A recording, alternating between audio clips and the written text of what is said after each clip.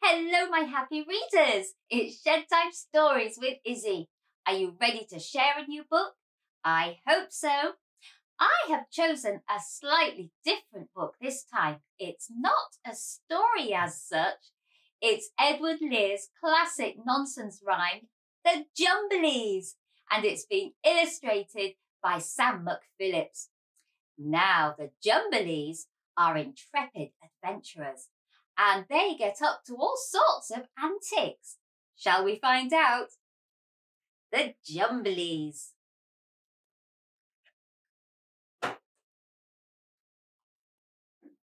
They went to sea in a sieve.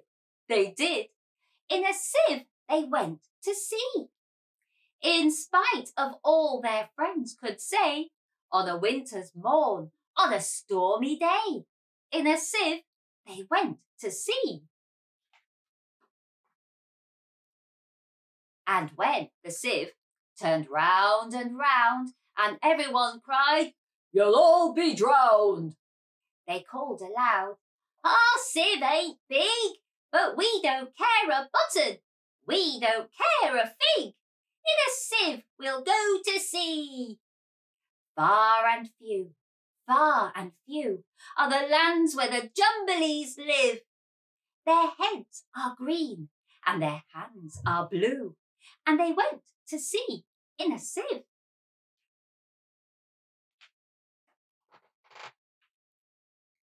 They sailed away in a sieve. They did. In a sieve they sailed so fast, with only a beautiful pea-green veil tied with a ribbon by way of a sail to a small tobacco pipe mast.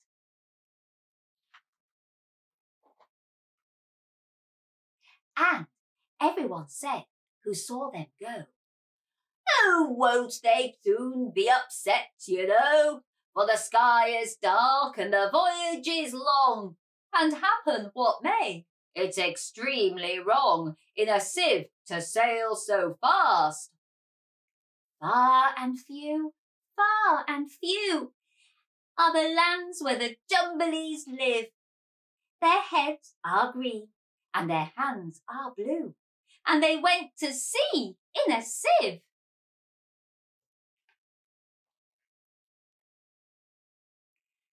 The water, it soon came in. It did. The water, it soon came in. So to keep them dry, they wrapped their feet in a pinky paper all folded neat, and they fastened it down with a pin.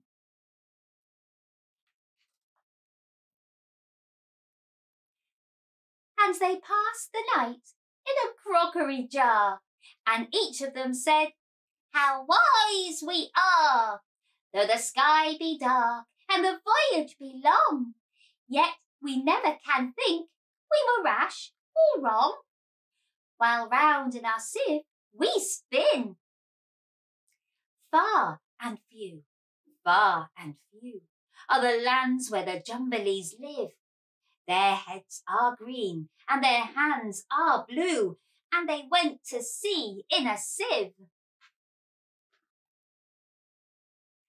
And all night long they sailed away, and when the sun went down, they whistled and warbled a moony song to the echoing sound of a coppery gong in the shade of the mountains brown.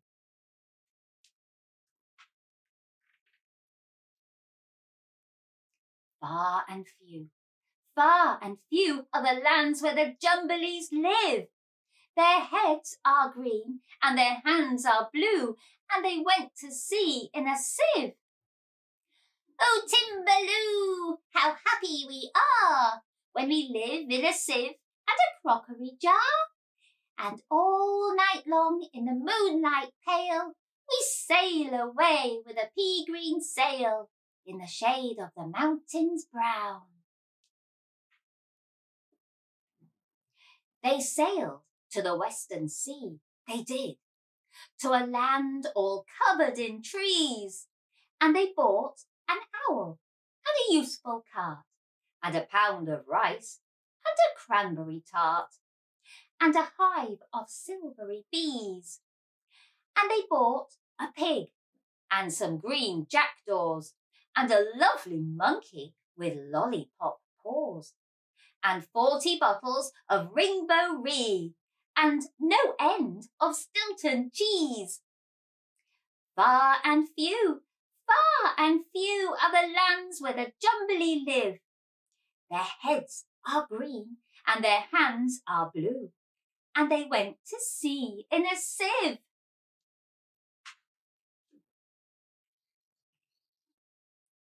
And in 20 years they all came back, in 20 years or more. And everyone said, "How tall they've grown! For they've been to the lakes and the Torrible Zone and the hills of the Chankly Bore." And they drank their health and gave them a feast of dumplings made of beautiful yeast. And everyone said, "If we only live, we too will go to sea in a sieve to the hills of the Chankly Bore."